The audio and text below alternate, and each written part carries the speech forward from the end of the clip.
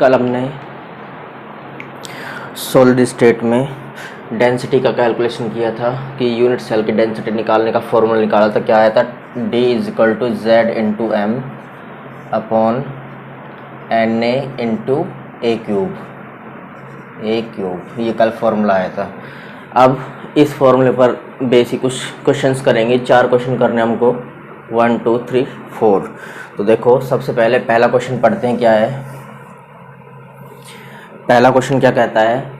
Silver forms CCP, lattice and X-ray studies of its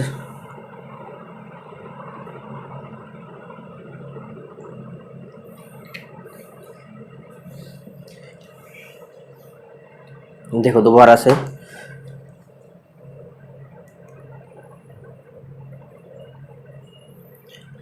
देखो एक line को, silver form CCP का मतलब ध्यान रखना FCCI या CCPI या फिर HCPI। कांस्टेंट पार्टिकल्स का नंबर कितना होता है? 4 होगा। SCC में कितना था? 1 था। और BCC में कितना था? 2। ये ध्यान रखना, FCCI CCP HCP constant particles का नंबर 4 होगा, SCC में 1 और BCC में 2 होगा। तो देखो इसका आंसर शुरू करते हैं। सबसे पहले हमको क्या दे रखा है? CCP दे रखा है। तो CCP के लिए Z की वैल्यू कितनी आएगी? Z की वैल्यू आएगी 4। यहाँ पर जो Z है वो क्या आएगा? नंबर ऑफ स्फीयर कितने हैं? 4 आएंगे इसके अंदर। दूसरा, and X-ray studies of its crystal shows that the edge length of its unit cell is 408.6 picometre. Edge length का मतलब क्या है? ए की वैल्यू कितनी है? 408.6 पिकोमीटर।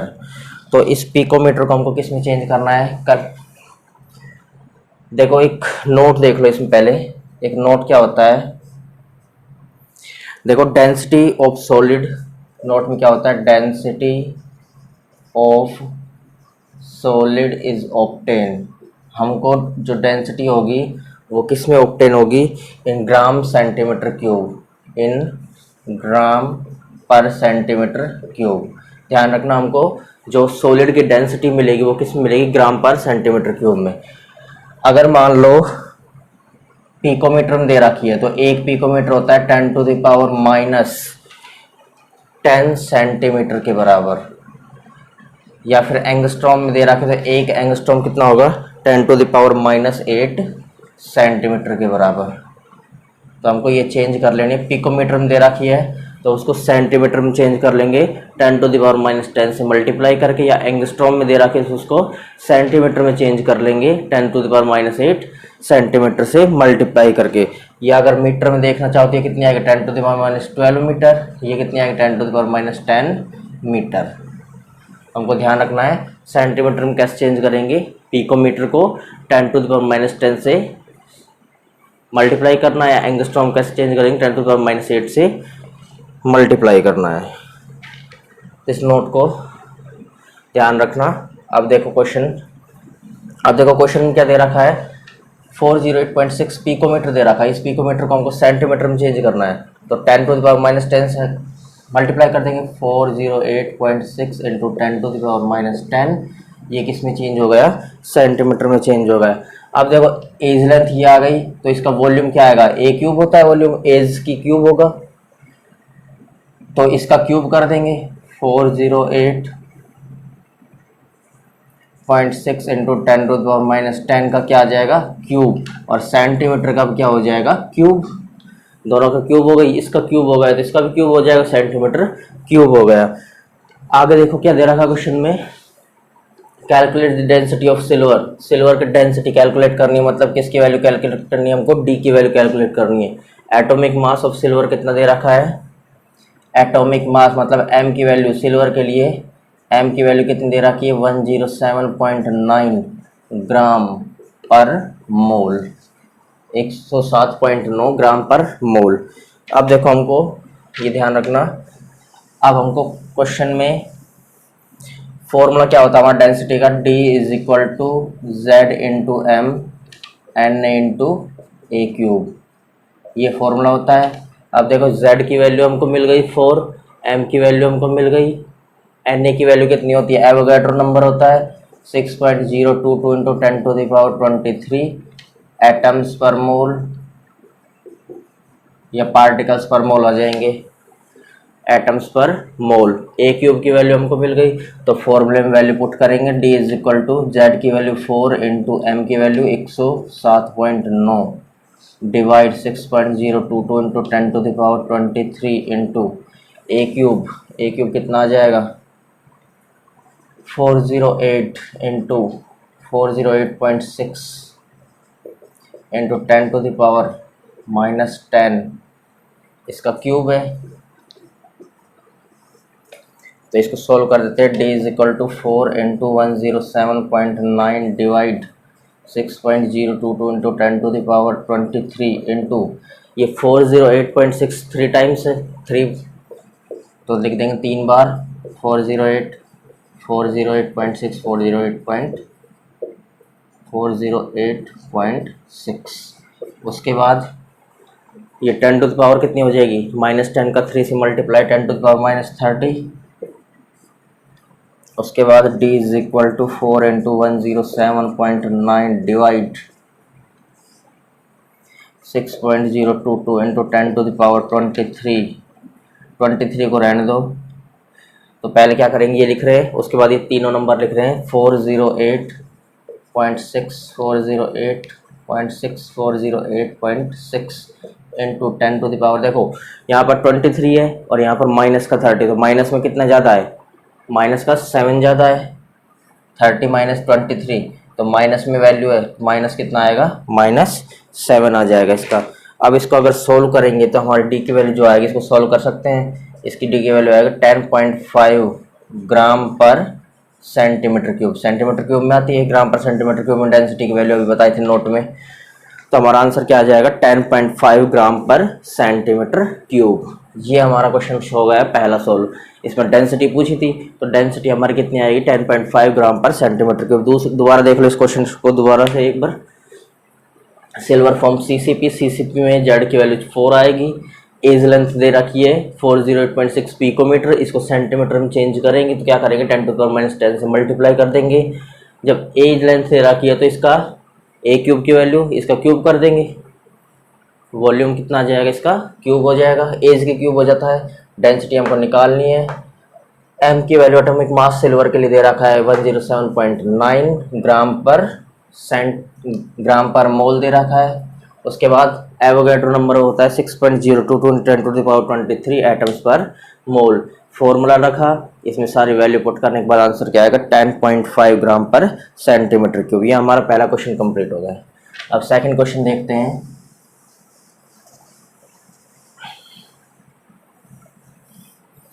देखो सेकंड क्वेश्चन क्या कह रहा है,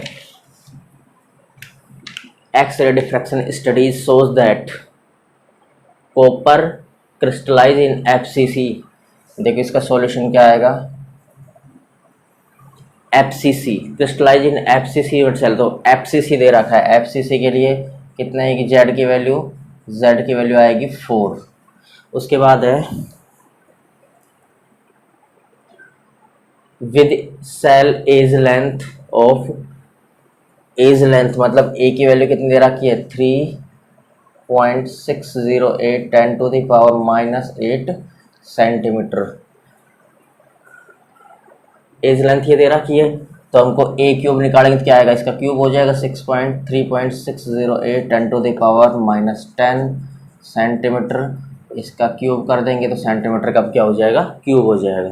उसके बाद है in a separate experiment copper is determined to have a density of 8.92 gram per centimetre cube. Density दे रखी है कॉपर की, मतलब डी की वैल्यू दे रखी है 8.92 ग्राम पर सेंटीमीटर क्यूब।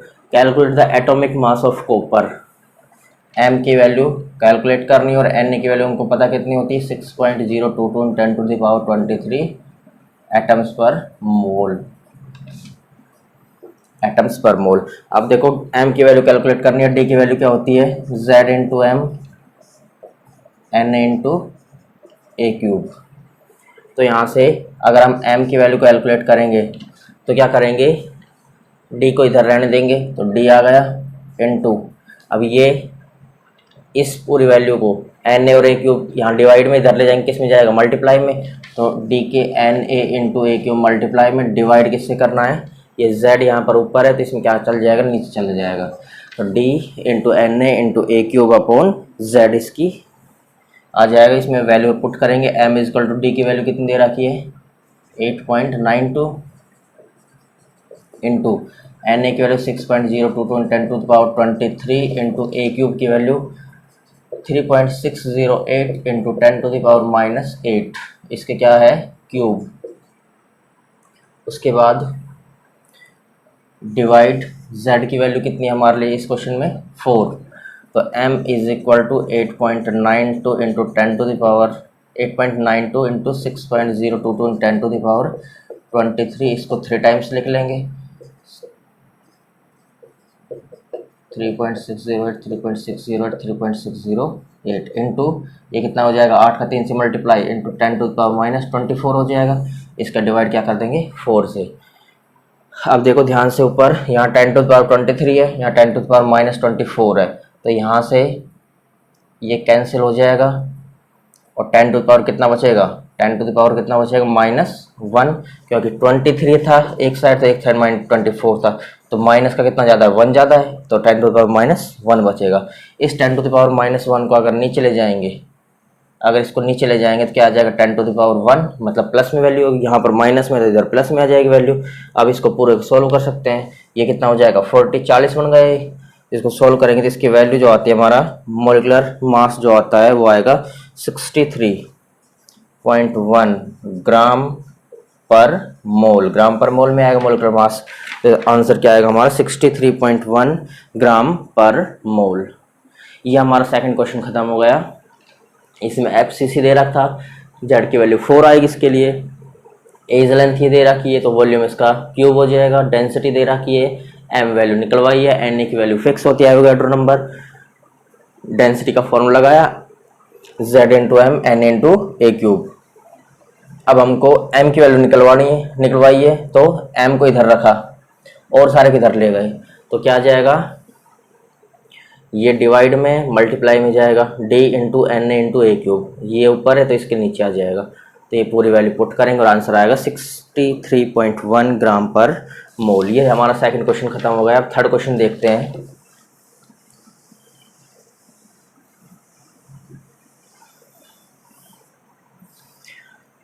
देखो थर्ड क्वेश्चन का सॉल्यूशन क्या आएगा,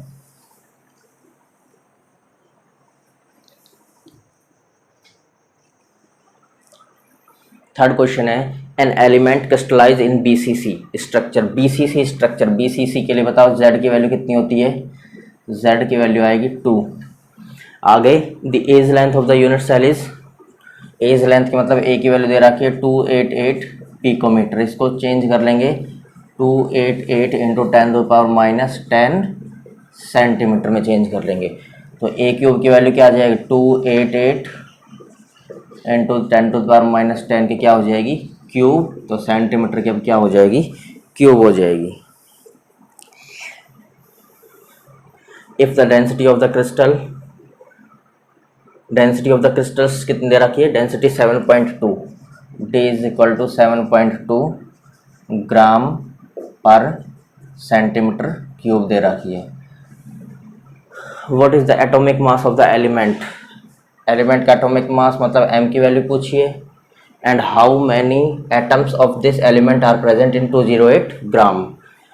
तो सबसे पहले हम क्या निकालेंगे, m की वैल्यू निकालेंगे, उसके बाद ये पूछा है कि हाउ मैनी एटम्स, कितने atoms present of this element are present in 208 gram, 208 gram में इस एलिमेंट के कितने एटम्स प्रेजेंट है। तो देखो Na की value 6.022 into 10 to the power 23 atoms per mole. अब देखो m की वैल्यू निकालेंगे तो d is equal to z into m upon n into A cube, तो यहाँ से m क्या आ जाएगा, m आ जाएगा, इसलिए क्वेश्चन निकालता d n a cube upon z, नीचे चला जाएगा, वैल्यू पुट करेंगे, d की वैल्यू कितनी है यहाँ पर, d की वैल्यू दे रखी है 7.2 इंटू एन की value 6.022 022 10 to the power 23 into A cube की value 288 into 10 to the power -10 इसका क्यूब अपॉन z की वैल्यू कितनी है इसके क्वेश्चन के लिए, z की वैल्यू दे रखी है 2। तो देखो इसमें अगर इस पूरे को सॉल्व करेंगे, इसको 3 टाइम्स लिख लेंगे, ये कितना जब 10 टू द पावर -30 हो जाएगा, ये 10 टू द पावर 23 है, 10 टू द पावर -30 में से 23 गए तो माइनस का 7 बचेगा इसमें भी, तो आराम इसको सॉल्व कर सकते हैं। तो m का वैल्यू जो आएगा, m का जो आंसर आएगा इस क्वेश्चन का 51, इसको निकाल कर देख लेना, 51.84 ग्राम पर मोल इसका क्या आएगा, आंसर आएगा, m की वैल्यू आएगी, मतलब मोलकुलर मास कितना आएगा 51.84 ग्राम पर मोल। अब देखो आगे क्वेश्चन क्या कहता है कि and how many atoms of this element are present in 208 gram, 208 gram में इस एलिमेंट के कितने एटम्स प्रेजेंट है। तो देखो हमने क्या पढ़ा है कि वाटर जो होता है उसका H हाइड्रोजन का एटॉमिक मास कितना 1 इंटू 2, एक हाइड्रोजन का एक होता है, 2 का 2 होगा, मतलब 1 इंटू 2 प्लस ऑक्सीजन का कितना होता है 16, तो टोटल कितना होगा 18 ग्राम हो गया। अब ध्यान रखना 18 ग्राम का मतलब क्या है, 18 ग्राम का मतलब होता है एवोगाड्रो नंबर Na, मतलब 6.022 10 टू द पावर 23। अब ऐसे ही मान लो NH3 का देखना है, NH3 कितना होगा नाइट्रोजन का, और 14 प्लस 3 17, तो 17 ग्राम, इसका मतलब क्या है Avogadro number 6.022 10 to the power 23। ऐसे ही 51.84 ग्राम पर मोल जो इसका आंसर आया है, इसका मतलब क्या है, स्क्वायर नंबर है, इसमें नंबर ऑफ एटम कितने होंगे, इसमें नंबर ऑफ एटम होंगे एवोगाड्रो नंबर के बराबर। जैसे 18 ग्राम में एवोगाड्रो नंबर के बराबर है, ऐसे NH3 ग्राम में भी एवोगाड्रो नंबर के बराबर है, या किसी का भी कैल्शियम कार्बोनेट का 40 होगा तो 40 में कितने हैं एवोगाड्रो नंबर के बराबर है, कैल्शियम कार्बोनेट का, या फिर किसी का H2SO4 का 98 होता है, उसमें भी क्या होता है एवोगाड्रो नंबर के बराबर होगा। तो ध्यान देना इसमें, देखो क्या करना है, number of atoms in 51.84 gram is equal to कितना है 6.022 10 टू द पावर 23। ये ध्यान रखना किसी के भी जितने ग्राम दे रखे हो उसमें अगर नंबर्स ऑफ एटम निकालना वो हमेशा एवोगाड्रो नंबर के बराबर आएगा। यहाँ क्या लिख देंगे, एटम्स लिख देंगे, एटम्स पर मोल लिख देंगे। आगे देखो नंबर ऑफ एटम्स इन इतने ग्राम में, तो 1 ग्राम में नंबर ऑफ एटम्स निकालेंगे, तो नंबर ऑफ एटम्स इन 1 ग्राम कितना आएगा 6.022 10 टू द पावर 23, और डिवाइड किससे कर देंगे 51 पॉइंट, जैसे मैथमेटिक्स में करते हैं 51.84। अब हमको 208 ग्राम में निकालना है, तो number of atoms in 208 gram क्या आ जाएगा, मल्टीप्लाई में चला जाएगा 6.022 10 to the power 23 upon 51.84 into 208। अब इसको सोल्व करना है तो हमारा आंसर आ जाएगा, इससे आंसर आएगा 24.16 into 10 to the power 23 atoms का नंबर पूछा है तो एटम आ जाएगा। ये हमारा क्या आ गया, ये हमारा आ गया आंसर। ध्यान रखना किसी के भी मान लो इसके 51.84 ग्राम दे रखा था, तो इसमें एटम्स का नंबर कितना होगा हमेशा एवोगाड्रो नंबर के बराबर, तो उसमें 1 ग्राम में निकालेंगे, बीच में 1 ग्राम में निकालते हैं तो इसका इससे डिवाइड हो जाएगा, 208 ग्राम में निकालना क्वेश्चन जो दे रखा है उससे मल्टीप्लाई हो जाएगा, तो ये हमारा आंसर आ जाएगा इसका 24.16 इन 10 टू द पावर 23 एटम्स। ये कंप्लीट हो गया। उसके बाद लास्ट क्वेश्चन देखते हैं।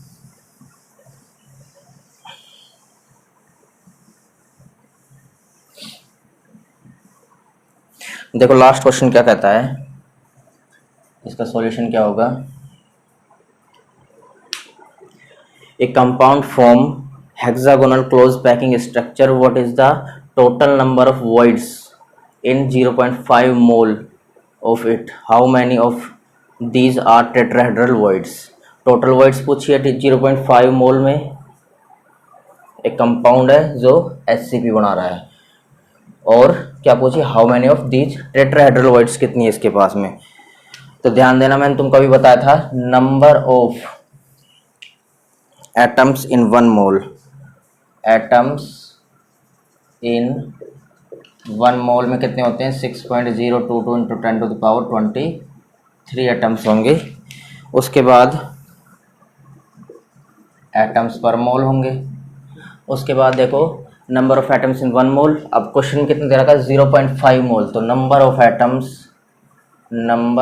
एटम्स इन 0.5 मोल, तो मल्टीप्लाई हो जाएगा ये 23 इंटू 0.5, तो इसका 0.5 से मल्टीप्लाई करेंगे तो ये भी आधा हो जाएगा, तो कितना आएगा 6 का आधा 3.011 into 10 to power 23, 6.011 10 to power 23 आ जाएगा। तो ये आ गया हमारा 0.5 मोल में नंबर ऑफ एटम्स। उसके बाद क्या पूछा, how many of these are tetrahedral voids. देखो सबसे पहले फॉर्मूला हमने बताया था, total number of tetrahedral voids क्या होता है 2n के बराबर होगा। बताया तुमको अगर टोटल नंबर ऑफ स्फीयर दे रखे हैं n, तो इसमें टेट्राहेड्रल जो वर्ड्स होंगे वो आएंगे 2n, और ऑक्टाहेड्रल जो वर्ड्स होते हैं वो कितने होते हैं n। मतलब जितने स्फीयर है उसके दुगने होंगे टेट्राहेड्रल वर्ड्स और उनके सेम नंबर में होंगे ऑक्टाहेड्रल वर्ड्स, इसलिए ये क्या आ जाएगा 2n। तो देखो इसमें ये क्या हो जाएगा 2 इंटू 3 पॉइंट, ये नंबर टोटल ये 3.011 टू 10 टू द पावर 23, तो इसका मल्टीप्लाइंग करेंगे कितना आएगा 3 to the 6 into 6.02222 into 10 to the power 23 आ जाएगा। Total number of tetrahedral voids का नंबर कितना आएगा 6.022 इंटू 10 टू द पावर 23। उसके बाद total number of octahedral voids अगर निकालना चाहें, total number of octahedral voids कितना आएगा, जितना नंबर हमारा 0.5 मोल में एटम्स का आया उतना ही नंबर आने वाला है, क्योंकि इसकी वैल्यू जितना ये होगा उतना ही ऑक्टाहेड्रल होगा, उसका दुगना होगा टेट्राहेड्रल। तो देखो दुगना हो गया टेट्राहेड्रल, तो इसका दुगना हो गया और ये सेम नंबर में रहेगा, मतलब कितना होगा n, इसकी वैल्यू कितनी है 3.011 10 टू द पावर 23। उसके बाद देखो total number of voids, total number of voids भी पूछा है इन 0.5 मोल। तो देखो टोटल नंबर कितने होंगे, इसको और इसको जोड़ देंगे, दोनों को ऐड करना है। 6 पॉइंट टेट्राहेड्रल में कितनी है 6.0 to 10 to the power 23 plus octahedral में 3.011 10 टू द पावर 23, तो इसको ऐड करेंगे तो कितना आएगा ये, इसको ऐड करेंगे तो 6 और 3 9.033 into 10 to the power 23 atoms, इसका आंसर आ जाएगा हमारा। ये हमारा चौथा क्वेश्चन था। दोबारा से देखो number of atoms in 1 mole में कितने होते हैं, मैंने तो बताया था एवोगाड्रो नंबर के बराबर। अब 0.5 मोल्स में पूछा है क्वेश्चंस में, तो इसका 1 में इतना है तो 0.5 में इसका आधा हो जाएगा, 1 का आधा 0.5, तो 0.5 से मल्टीप्लाई करेंगे ये आ जाएगा। टेट्राहेड्रल वॉइस 2 टाइम्स होती है, टोटल नंबर ऑफ एटम्स के 2 टाइम्स होगी, 2n आ जाएगा, तो 2 इंटू ये जो हमारा आया है इसे मल्टीप्लाई कर देंगे तो इतना आ जाएगा 6.022 10 to the power 23। Octahedral voids number of atoms के बराबर होगा, तो n के बराबर ये जितना ये भी इतना होगा। उसके बाद दोनों को ऐड करेंगे, ये टेट्राहेड्रल है ये ऑक्टाहेड्रल है, ये टेट्राहेड्रल आई है और ये वाले ऑक्टाहेड्रल, दोनों का ऐड किया तो क्या आ जाएगा answer 9.033 into 10 to the power 23 atoms. ये हमारा कंप्लीट हुए चारों क्वेश्चंस। अगला अगले वीडियो में करेंगे।